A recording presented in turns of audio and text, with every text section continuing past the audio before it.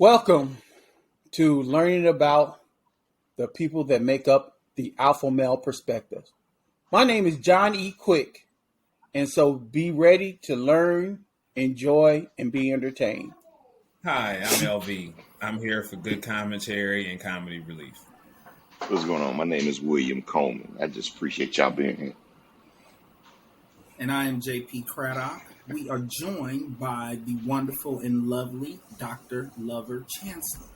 Hello, Lover. Thank you for joining us this evening. Hello, thank you for having me. I'm so excited to learn a little bit more about your podcast. My first question is, why did you start a podcast? What did you hope to accomplish?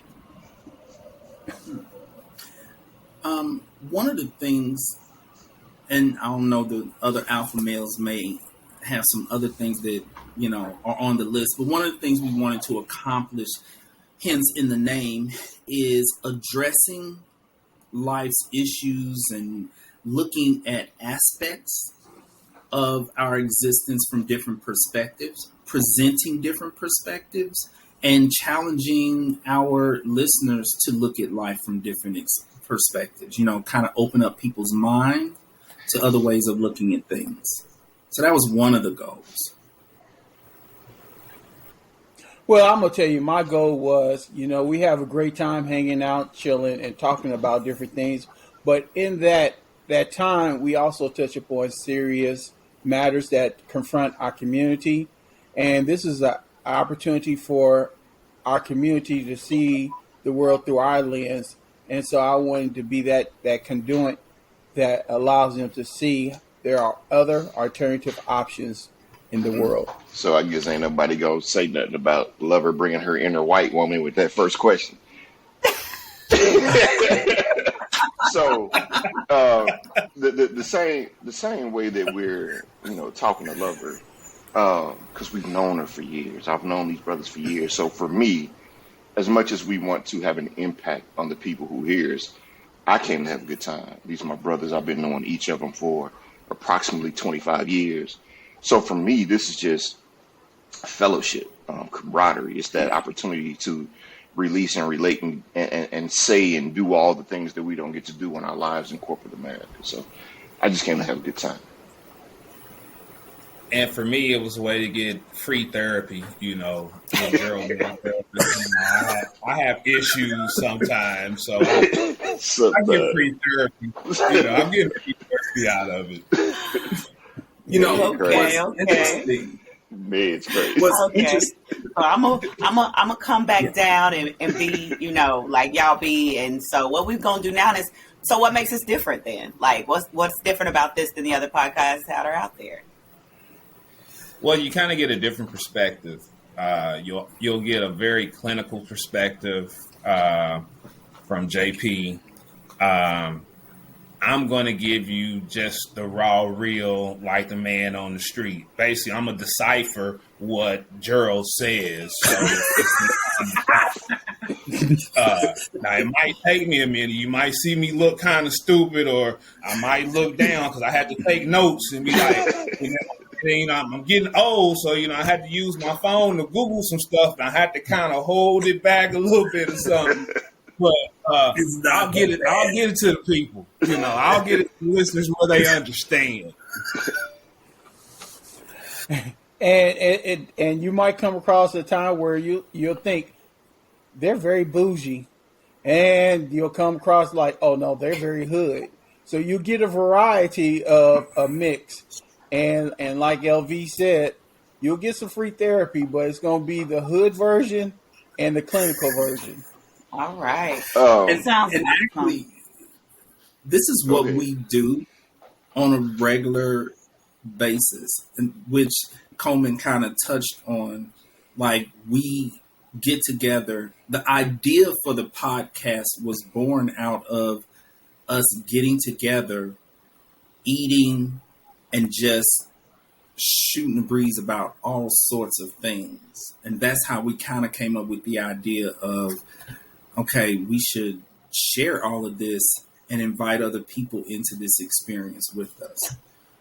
We kick in, and you see they are ridiculous.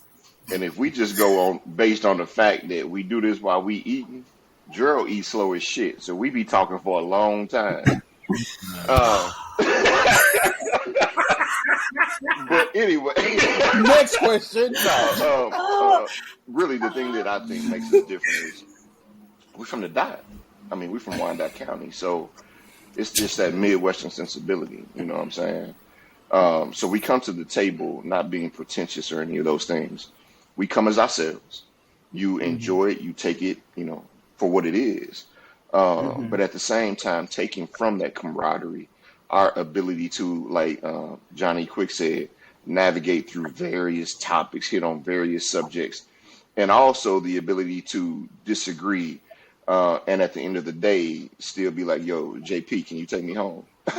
Because there's that level of love and respect there, along with anything else that goes on. And I think that's the big piece of it. If we as black men can actually come here and say, these are brothers that I can tell you I honestly love, that I would do anything for. And us being from the Midwest and having that, again, that Midwestern sensibility, just provides something different to the show, because it's nothing like Kansas City. It travels, you know what I'm saying? It's like going somewhere in two-step and everybody who see you be like, are you from Kansas City? That's what we bring. We bring that piece of it, the dot. And I think that's important. Awesome. And you can tell just by just this few minutes how hilarious this show is going to be. So who's going to be your target? I'm excited. I'm ready. So who's going to be your target audience? Who you trying to reach? My target audience is going to Everybody. be anybody who's opposite of what JP can ready say. I want all them people. Because I want all them people. he ain't joking. Lover, he's not joking. This man lives to disagree with me on any and everything. No, that shit He you will be wrong send about a a lot of random shit. text in the middle of the day disagreeing with something that I done said. Because you be wrong about a lot of shit. This is not true. Wrong need to be corrected. Couldn't be further from the truth. No. Wrong need to be corrected. All Okay, right. so what was that question, Lover? So who are you trying to attract? So who is this show for? And just by him asking that question a second time, you can obviously see we're looking for the elderly, because he's losing his mind. He can't remember something. Who are you I trying to was attract, JP? Somebody distracted me. Somebody distracted me, Lover. He's easily distracted. Another sign of the elderly. But go ahead, JP. Well, we want to reach people of all socioeconomic statuses. Okay, we don't want people to think, well, this show is just for people who are college educated or blue collar workers or white collar workers. If you have a mind and an ability to process concepts, like that's who the show is for. We are gonna cover a lot of topics that relate to everybody, especially to us as African Americans and our journey here in America. So, And if our listeners stay with us for a long period of time, they will see some of us learn new terms, new lingo, new technology. It'll be live and up front when you see them learn it. they coming after me right now, and I'm not gonna stand for it. Why did you just give yourself up? It had you kept your mouth shut, they would lose. Because If it was Lover me, knows y'all are coming for me right now. All right. I have Well, I learned think some that's- lingo. Since This we is true. coming for him, let's go ahead and put it on the table. When Johnny Quick said periodically you gonna see Bougie,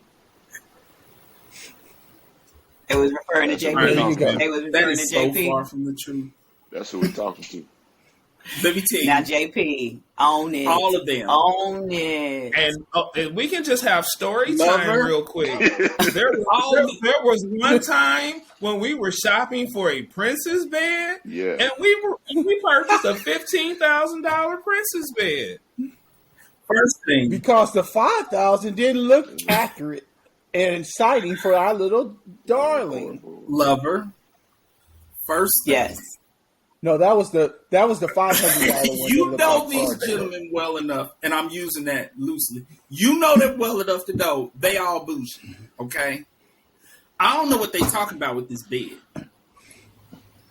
Okay, I kind of know what they talking certain t-shirt kind of guy. That was my wife looking for the bed. How am I guilty? No, I just dressed for the Just dress for the occasion. So tell us a little bit about the format. So what can they expect when they watch? What's going to be the format? That's an interesting question. Okay. I think the format is designed, and I'll let JP clarify and talk more about the intricacies of it, but the format is actually designed to be pretty flowing because we want to be able to, as well as hit on topics that we want to discuss, things that are, passionate to us individually. We also want to just hit on everyday topics, what's going on in the world, NBA playoffs, politics. We want to hit on all the things that we have interest in. Some of it's going to be financial. I mean, it's going to span a number of places. So the format is going to be like a 3-segment format, but it's going to be designed to flow. Because the one thing that we do not want is we don't want to be stale, like people say, oh, they getting ready to do this and they getting ready to do that. We want to be able to hit whatever's going on in the world because we have opinions about that. We have, it affects us personally. It affects our family. So it's important for the format to be flowing.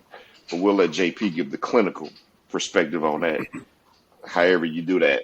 And before he gets that, and before he does that, we want people to walk away like, oh, we can't miss the next week's episode. We need to tune in. They leave wanting more. Now proceed with the clinical saying. Yeah, they pretty much covered that. The 3 segments that we are going to do is we're going to start the show off with a segment called The Good, the Bad, and the Ridiculous. There can be a lot of humor in that segment, okay, because we live in a world that is full of ridiculous. And so that is where we'll present things that are, current events, current topics, things that are going on in the world today. And what we do is we take turns weighing in on it. Do you think this is, I think it's good. I think it's ridiculous. And because we oftentimes see things very differently, it opens up that debate. Our listeners will be able to weigh in on these things in the chat, and we'll share those comments also. So that's how that segment goes. The second segment is today's perspective, which is the meat of the show. So it's kind of like a 15-minute segment, then a 30-minute segment, and then a 15-minute segment. In today's perspective, that's where the host of the show, because we all take turns hosting the episodes, the host presents the topic for that episode, which is the meat of the show. And we discuss that. Also, people can weigh in on that in the chat. And then the third segment is the bonus segment, which is host choice. It can be anything from finances, because we want people to elevate their income, elevate their financial knowledge.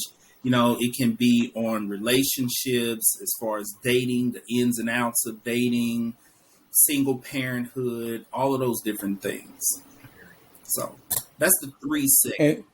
And some of those bonus segments can actually be over technology. It could be over how to purchase a princess bed. It could be over how to be early so you're on time. It could be several. But my personal favorite is the grown man experience. Tell us about it. Tell us. He's over there almost. Sounds like y'all ready to get into it already. If y'all just add how you should buy your significant other a $700 suit for her conference, that would be good too. So just talk that through your mind. We not getting ready to do that. We know y'all. we know y'all talking about that. When I tried that. So that would be so that leads me. So can your listeners submit questions or topics that they'd like you to cover during the show? Yeah. How would you do that? Absolutely. That's the wonderful thing about it. I mean, it's not like we're dictators and it's only about what we want to talk about. If we get the comments about certain subjects, maybe maybe we may not be able to cover it in detail that particular week, but the following week we may come back and that may be the meat of the show for that week. We welcome the solicitations. Like I said, we're here for everybody. Yeah. Okay. Yeah. I have shelved all of my initial topics that I plan to cover so that I can cover some of the questions that we're already getting. And so we welcome questions. We like that whole Q&A thing. And so even now, if anyone has any questions, they can send us questions through our social media pages, through Facebook, because we want the audience to feel like they are a part of the show. So we will definitely challenge us. Q&A. Yes. Call us on the BS. Yeah. Because they're gonna be some hot topics, and if you don't agree with things we may have to say, we want to hear that and we can discuss it. Because most of all, we're men, and a real man is open to see, well, maybe I'm wrong. Let me see the other side of it. You may change my mind. Sometimes that's gonna be kind of hard for me because I'm a little stubborn. I got a little old, but I'm open to it. And that's what makes up a true alpha male, because they know how to pivot when they need to pivot. Well, that leads me and lead when they need to lead. That does lead me to the. Well, I have two more questions. First one will be: at some point, will you be taking live calls from the audience? Will you get there? Yes. Well, we're hoping to be in a place where we can start taking live calls. But first off, we will definitely have a live audience so they can chime in and let us know in the chat when they agree with something, when they disagree, or if they want to bring up a point. Okay. All right. So that does lead me to the last question, and you kind of touched on it a minute ago when you were talking about the true definition of an alpha male. So to wrap this up, why don't each of you share with your audience, what is an alpha male? An alpha male strives for excellence in all that they do, in every area of their life, as a father, as a husband, as an employer, as an employee. An alpha male conducts himself with high moral character and standards, empathy for other people and their perspectives and their lifestyles. That's my definition of an alpha male. I could go on. Okay, let me give you the street translation. Give the street translation. Hey, the main person in the household is holding down. When you're standing on your own 10, you taking care of all your responsibilities. Those that you can help, you help without even. If you have to complain about helping somebody, then you're not really helping them. You do it from your heart. It's all about your heart and your mindset. And for me, and this is when I tell young ladies that I happen to become involved with, you provide that security. You give them that feeling that they know you can handle it. Because whenever I say, I got this, you don't have to worry about any situation. You know the situation is dealt with. Financial, hanging out, some other things. You'll know. It's handled. Johnny Quick is let the ladies know Johnny Quick is single. We got two single alpha males up in here. Bad man. He's a bad. And they both a handful. Did you hear how he dropped his voice? You know when I say it's handled. Grown man experience kicked in, lover. Hey, I thought I heard some jazz in the background. I see. Well, you want Nice to him just a little bit. Yeah, from my perspective, He will be defining the grown man experience throughout the episodes. And it's interesting. It gets real interesting. and y'all wonder why we be taking shots at him. From my perspective, the alpha male is just very eclectic. There is not one lane to define an alpha male, because we are going to, as they would say, we're going to transcend whatever the definition is. So in those moments where my strength is what is going to carry the day, I'm going to exhibit strength. In the moments when, say, my sons need to see my vulnerability as a father, I'm going to show that vulnerability. When I need to be a leader in the workplace, I am going to lead. So for me, an alpha male doesn't really have one specific definition.